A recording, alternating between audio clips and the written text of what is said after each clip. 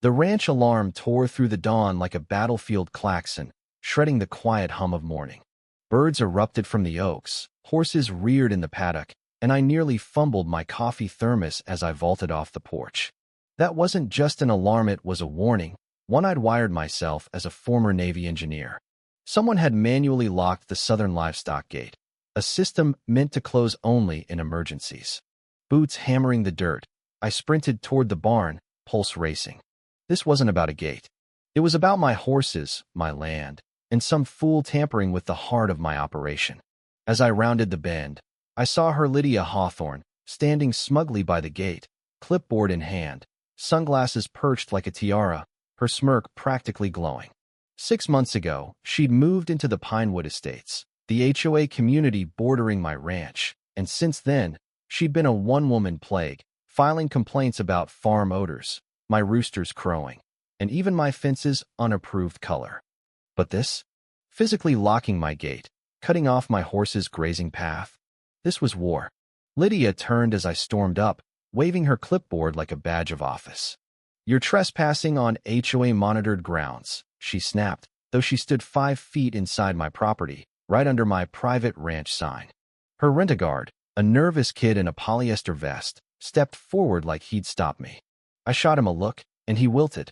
At 6 feet 3 inches, lean from years in naval logistics, I wasn't some retiree she could bully.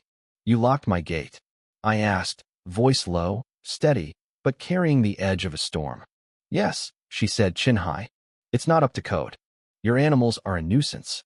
This is a shared environment." Before she could finish, a metallic clang rang out, followed by a bone-deep whinny. My Mustangs, Storm and Ember, were bucking against the paddock fence, panicked by the gate's closure. Dust clouded the air. "You're stressing trained animals," I growled. "That gate controls their grazing trail. You've triggered an emergency lockdown." The alarm's wail wasn't just noisy, it was a ranch-wide alert, logging tampering and pinging the sheriff. Lydia scoffed, but her eyes flickered with doubt. Then came the gravel crunch of tires. Sheriff's Deputy Clara Holt rolled up, hat tilted, already sizing up the scene. "Morning, Nate," she said to me, then turned to Lydia. "Ma'am, we've got a report of unauthorized access to private systems." "That you?" Lydia puffed up. "I'm HOA president. I have authority." Clara cut her off. "No, you don't. This gate's part of a registered livestock operation. Tampering's a chargeable offense." Lydia's face reddened, snapped the lock shut without a key, like a kid throwing a tantrum. I grabbed bolt cutters, freed the gate, and whistled. Storm and Ember trotted through, tails swishing, calm returning. Clara warned Lydia to stay off my land. Lydia didn't apologize, just muttered about lawyers and stormed off in her golf cart, looking like a drenched cat. That night, in my barn's control room, for monitors hummed, replaying Lydia's trespass, her lock, her smirk. The system tagged it, Security Breach, Sector 3. I opened a file jokingly labeled Plan L, L for Lydia, sketched after her 5th complaint about my barn's unsightly roof. It listed legal barriers, signage, and a few petty surprises. The horses slept, but I knew Lydia wouldn't quit. She didn't retreat when wrong. She doubled down.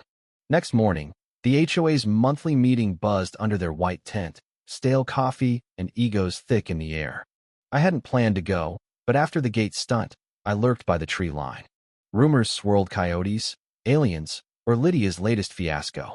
She stood at a fold-out table, floral blouse screaming, clipboard now a rainbow of sticky notes. A trifold poster showed grainy photos of my horses near the fence, captioned "Property Intrusion and Noise Pollution." She claimed she'd heroically secured a public threat, painting my alarm as a weapon. It was a masterclass in half-truths, and a few residents nodded, not out of agreement, but fear. Lydia's HOA reign was a petty tyranny: fines for low mailboxes, citations for wild shrubs. She proposed a rule banning livestock within 20 feet of the HOA fence, a direct hit at my grazing path.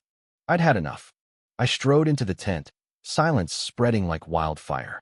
Handing the board of Folder County maps, deeds, my gate's fire-safe specs, I locked eyes with Lydia. She called it intimidation. I called it facts. I flashed a screenshot of her locking my gate, trespassing. The tent went quiet.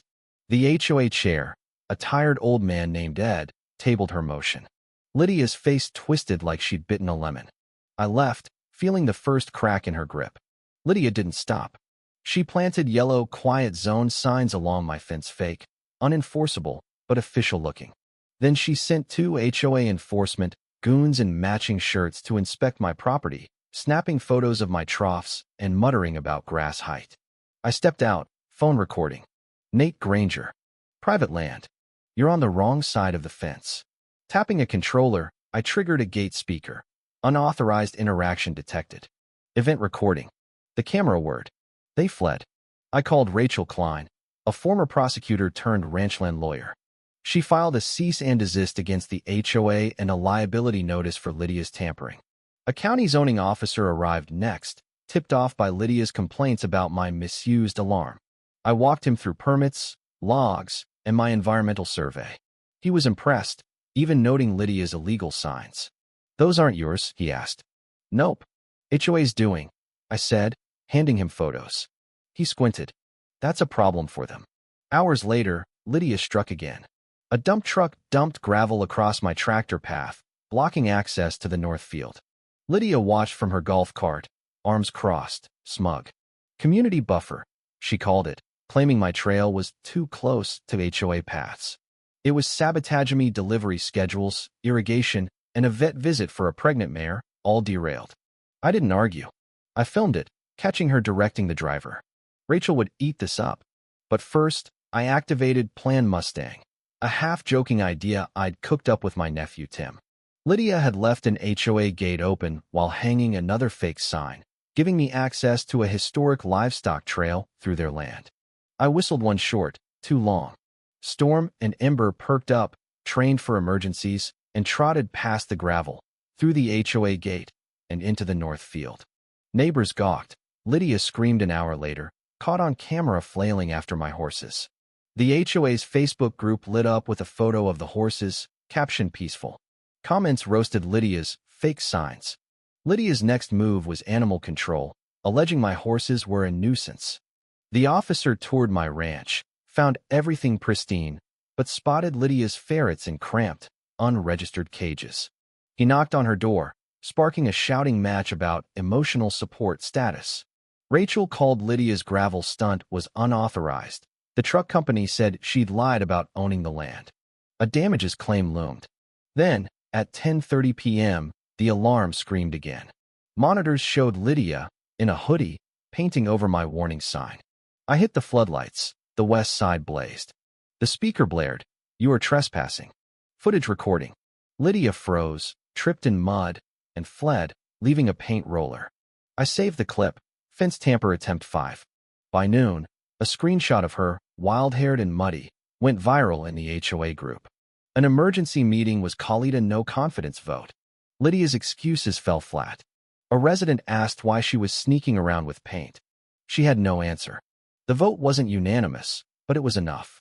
Lydia was ousted, replaced by Tom, a retired firefighter who vowed to fix the mess. The ranch felt lighter next day. No alarms, no fake signs. I met Tom by the fence with banana bread his wife sent.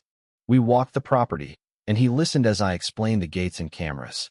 "Lydia didn't just cross a line," he said. "She tried to erase it. We agreed no interference, proper channels only." I hosted a Fence Freedom Day, with barbecue, pony rides, and a fiddler. HOA folks came, laughing, one joking about the alarm. Kids waved ranch flags. Storm wore a sunflower crown. Lydia tried one last stunt to complaint to the state, calling my cameras psychological warfare. It was dismissed as absurd. She'd also crept back with a speaker to blast horse noises, but new pressure sensors caught her. The speaker blared, "Welcome back, Lydia. Wave for the camera." She dropped it and ran. A cryptic note arrived, "Enjoy your barn," but I handed it to the sheriff. The HOA apologized publicly, posting a photo from Freedom Day, my horses, kids, and a ranch strong sign. I carved a plaque for the gate, "Do not poke the ranch." Lydia faded, her signs cracked, her social media gone. Tom kept the peace, but I never turned off the cameras. Peace isn't found, it's defended, with gates, sirens, and horses that always find a way through.